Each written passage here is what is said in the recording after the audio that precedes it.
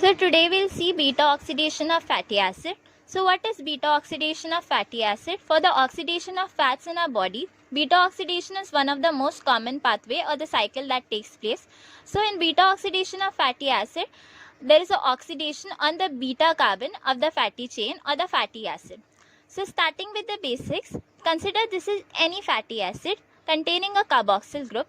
So the numbering of the fatty acid is always done from the carboxyl group. So the carboxyl carbon is always numbered as 1, 2, 3, 4, 5, 6 and so on. It is dependent upon the number of carbon chain that you have or the fatty acid. From the methyl end, it is numbered as omega 1, omega 2, omega 3, omega 4 and omega 5. Also, the carbon which is adjacent to the carboxyl group is called as the alpha carbon. The carbon which is adjacent to the alpha carbon is called as beta carbon, gamma and so on. There is also a cleavage between the alpha and the beta carbon. Now what happens in beta oxidation is there is a successive or sequential removal of a 2-carbon fragment, that is acetyl-CoA. So this is what happens in the beta oxidation of fatty acid. Now where it takes place? Beta oxidation takes place in the mitochondria. Alpha oxidation, which is also occurring in our body, but it is not that common, that happens or occurs in the ER, that is endoplasmic reticulum or the perioxisome. What are the storage sites of fatty acids or the fats? They are adipose tissue, liver and muscles. Also in our body, most of the cell or the organs are not able to perform beta oxidation for the generation of energy. They are erythrocyte, adrenal medulla and brain. So it was all the basics. Now starting with the main cycle, that is beta oxidation cycle of fatty acid, there are 3 stages. The first is activation of fatty acid in the cytosol. Second is transport of fatty acid in the mitochondria, and the third is beta oxidation proper into the mitochondrial matrix. So this is the cycle. Coming to the beta oxidation of fatty acid cycle, here we have a fatty acid containing a carboxyl group, the alpha carbon atom and the beta carbon atom. So keep in mind, whatever the changes are going to occur throughout the cycle are going to occur on the beta carbon atom. So this is the first step, which is the activation of fatty acid in the cytosol. This fatty acid, in the presence or utilization of ATP molecule, in the presence of magnesium, is converted into inorganic pyrophosphatase and AMP in the presence of coenzyme A and thiokinase, and is converted into acyl-CoA. This is actually a 2-step reaction which can be explained as, suppose there is a fatty acid. With the utilization of ATP and breaking down of 2 high energy phosphate bond, it is converted into inorganic pyrophosphatase. This inorganic pyrophosphatase is then converted into inorganic phosphate by pyrophosphatase and thiokinase, from which we get acyl adenylate. The acyl adenylate, in the presence of coenzyme A, there is removal of AMP, and then we get acyl-CoA with the attachment of coenzyme A at the end of the carboxyl group. That is how we get acyl-CoA. So now the acyl-CoA is impermeable to the inner mitochondrial space or the membrane. So for that, there is a need for a carnitine transport system, also called as the carnitine shuttle system. So what happens is, acyl-CoA, with the help of carnitine acyl transferase 1, is converted into acyl-carnitine. This acyl-carnitine is taken into the inner mitochondrial membrane with the help of a carrier protein. This carrier protein takes us into the inner mitochondrial matrix.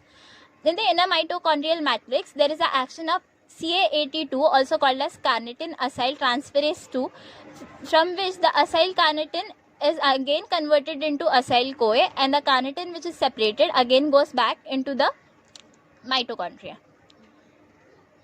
So now that we have acyl-CoA in the mitochondrial matrix, so what reactions are going to occur from here are now proper oxidation of fatty acid, proper beta oxidation of fatty acid. So it is divided into 4 steps: oxidation, hydration, oxidation and cleavage. So the acyl-CoA, in the presence of or the utilization of FAD, is converted into FADH2 with acyl-CoA dehydrogenase. So there is dehydrogenation. So the hydrogen atom are removed, and the FADH2 in ETC will give 1.5 ATP. So the formation of trans-enoyl CoA takes place with a double bond. So the first step is conversion of acyl CoA in trans-enoyl CoA with the help of oxidation and acyl CoA dehydrogenase. Now the second step is hydration. So the H2O molecule in the presence of enoyl CoA hydratase, the trans-enoyl CoA is then converted into beta hydroxyl CoA. So hydroxy group. So this double bond and there is converted with the help of one OH group attachment. So this is beta hydroxyl CoA. Now the fourth step is again oxidation.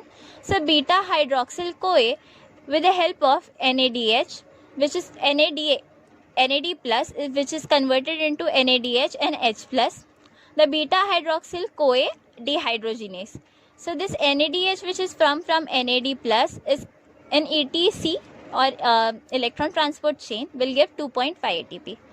So now after this oxidation of beta hydroxyl CoA, we'll get beta keto acyl CoA, since there is a keto group formation or ketone formation. So the beta keto acyl CoA is formed from oxidation. Now the fourth step is cleavage. So with the action of coenzyme A in the presence of thiolase, we'll get acyl CoA and acetyl CoA. So this acetyl CoA will go into the Krebs cycle and there is given out of 2 CO2 molecules, and this acyl CoA molecule again follows the proper beta oxidation of fatty acid. So this is how the cycle continues until the complete oxidation of fatty acids. Coming to the energetics parts, consider the palmitoyl CoA or the palmitic acid, which is a 16 carbon chain.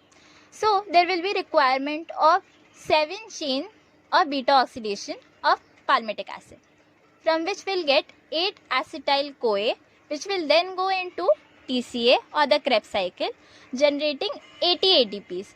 Since 8 acetyl CoA into 10 will give us 80 ATP.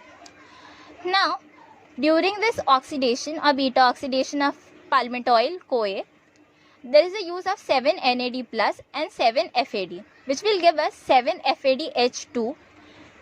7 FADH2 in ETC will give 1.5 ATP. Since we have 7 of them, 1.5 into 7 will give 10.5 ATP.